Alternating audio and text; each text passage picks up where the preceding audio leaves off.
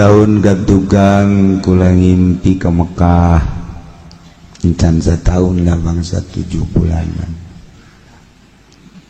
mimpi ke Mekah teu jeung Haji Ben di sorangan mimpi na sorangan datang ke Mekah di arah Tanaim kadir terus lewat datang lain ti Madinah ke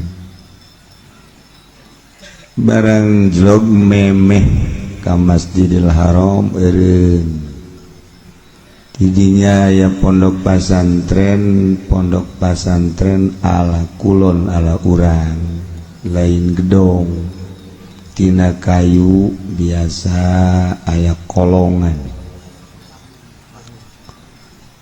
cekulat aja pondok kos kieu mah pondok di urang ieu mah saha sih beberanian amat di Mekah nyeun pondok kos kieu sateu pararantes teh di negara beunghar kaya raya aya pondok kos kieu pasti kajen kukunga ge ieu mah urang lembur urang nanyakeun kula ieu pondok saha ieu cenah orang Banten satu Maulana Hasanuddin. Masya Allah Maulana Hasanuddin nusuk di zarahan teh heueuh ieu aya atuh aya di mana cekula teh eta cenah di imahna tah eta imahna kula harita gegeuraan bae hayang kapanggih langsung salam disambut dijawab salamna aya can keur ngobrol jeung urang Arab nama make jubah ari Syekh Maulana Hasanuddin mah make samping make baju coklat kolot bentukna sapari kerajaan Jastong Banten lah bos gitu akhirnya tuh kula sasalaman atuh diuk ngobrol ieu orang Maulana Hasanuddin Masya Allah itu hebah di pangimpian ditanya gunyana biasa jawab tanya jawab kula kagum aya pondok pesantren di Mekah model kos kieu kula nanyakeun caina caina ieu di mana oh ieu diajak ku jana ka tukang Masya Allah empangnya leganya herang cai tidinya tuh pulang mandi terus wudu minum cik Syekh Maulana Hasanuddin aya deui anu paranti ka Banten paranti ka Bandung paranti sakuliahing ieu terutama Banten caina ieu diajak deui luhur jadi tempat kos kastrol luhurna gitu tuh kastrolan gede perasaan teh tina taneuh tapi gede ieu cenah nu jurusan ka Banten jurusan ke Bogor terus disebutan Masya Allah cakula ieu kacaian tidieu kabeh cai tidinya obrol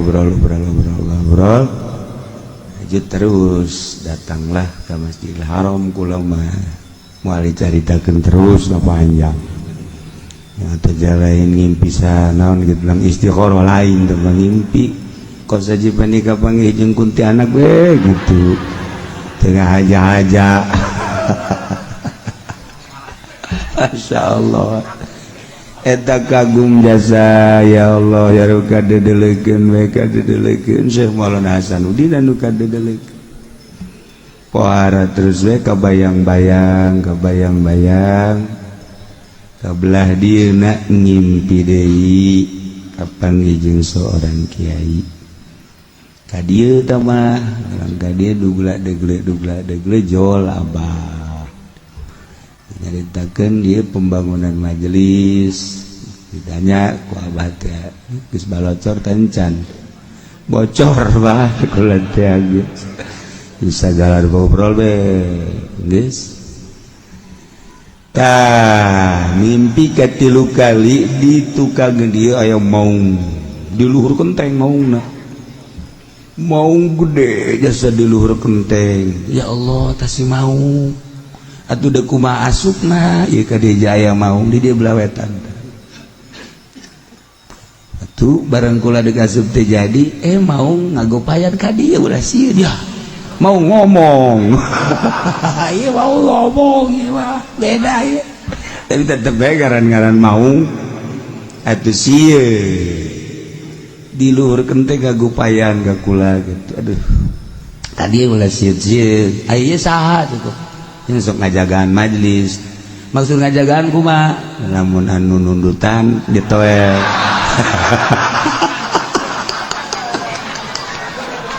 Aduh, ente tambah-tambahan tambah. Tambahan tuh kadijan teh. Paling dikegel berenang.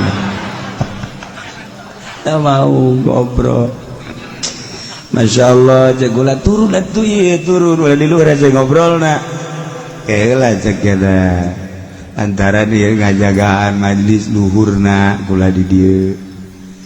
Ngajagaan mas tadi tanya terus, ayeuna turun ke handap ngobrol kek. Aya di mana? Itu nusuk di dia di zaman Abah. Kula ingat ka dongeng Abah. Kabehan anak nyarahun sing hade di dia aya dua mau ieu kabeh ti Cikadueun. Di zaman Abah masantren di Sekong ieu mau nutur-nutur Abah bae. Kuari ngajagaan di dieu keur masa hirupna. Besi ka masjid engke aya ucing leutik herang matana. Coba ge deuleukeun terutama pe Jumat. Nah eta engke kadeuleuna ngagedean. Coba ge lamun kaberenehan. Ti leutik can orang kaberenehan. Ucing deui. Can orang ge kaberenehan can ieu mah terus terang wae. Masya Allah, ieu omongan Abah can kalaksanakeun. Geus aya ucing kula lalaunan jatuhna gedean sakali. Aduh, teu bente. Dek diwirid kumaha ja eta mah hese. Tetapi kabelah dieu pas pe Jumat kira-kira jam 10 kurang 10 lempang. Geus aya masjid ieu mah kuari-kuari can kebelah. Dua meme naon garang demo. Aya ucing anakna ngeok tama poho.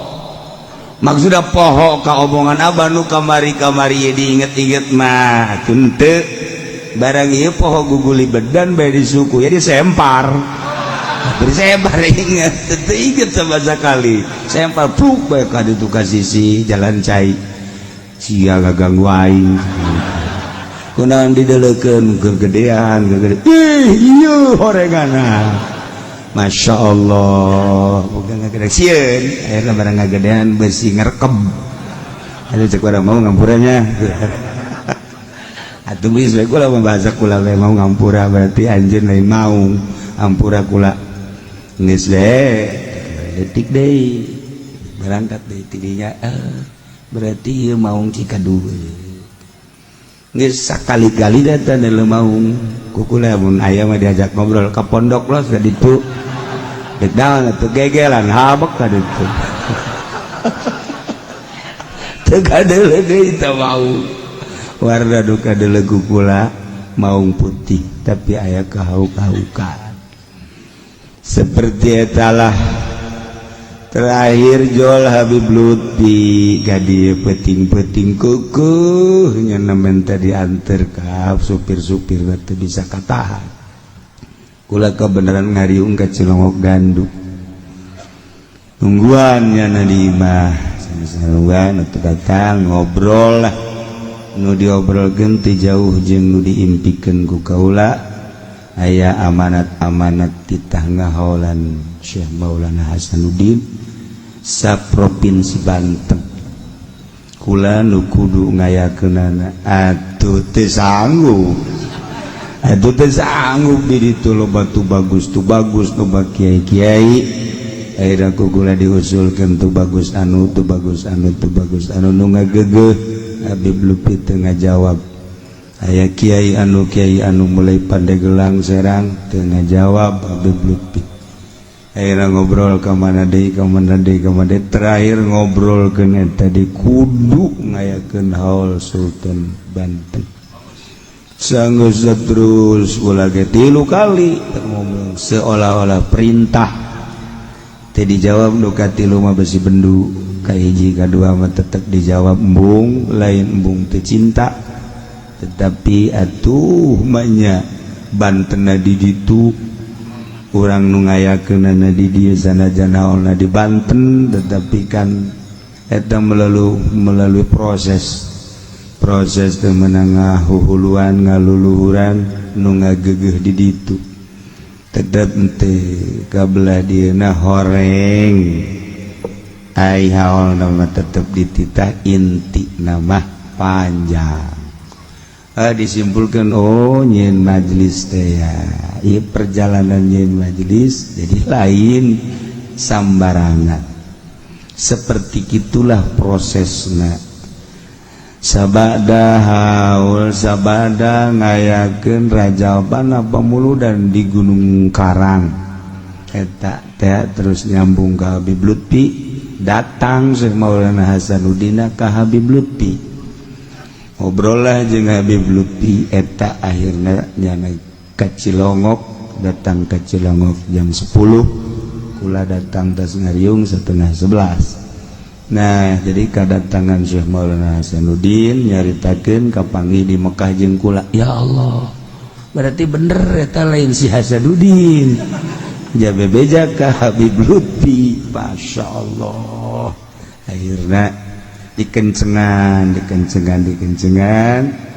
tenang je kula duit mah tadi teh apa nanti loba di bank kula mah tenang jasa hirup wari hiji atuh ja anak geus di ngaranna kabeh geus eueun teh di ngaranan kabeh alhamdulillah duit aja ambalayah di bank pokokna geus moal beak we hutang we ambalayah pikiran teu nanti dia ngapanggih deui abah deui ka dieu diuk bae di dinya neulean deui majelis neulean deui kula ngobrol neulean deui beureun isyarah terakhir nyaritakeun tihangna geus dirobah ta encan ceknya tihang majelis terakhir ngimpi eta ya akhirnya dikencengan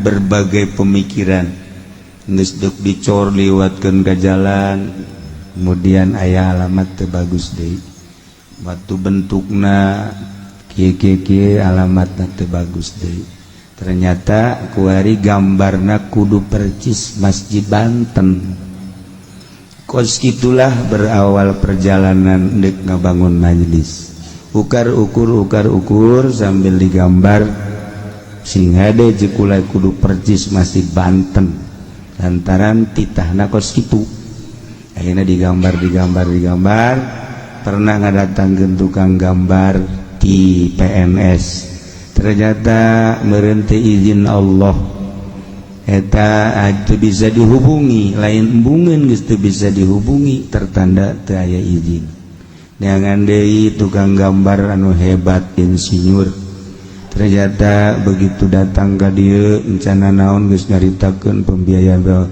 teh nyambung aya di tukang gambar ecek-ecek ieu geus teu bauhan cacing teu bauhan gambar ternyata nyambung aya jadi profesor ecek-ecek tetapi punya kemampuan luar biasa. Nah, kemampuan dalam arti pemikiran Banten. Nah, horenganan lain masalah jitu jeung teu jituna. Horenganan ieu memiliki Banten atawa teu nu dipilih teh hatina tetap hati Banten. Kos gitulah dengan biaya insyaallah 12 miliar sampai 13 miliar. Nugis aya duit terkumpul 15 miliar. Leuwih duit.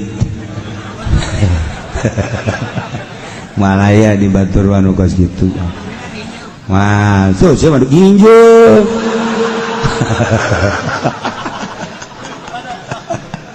nggak ada yang lupa duit minjem tolol lain nambahan anak buah waduh brengsek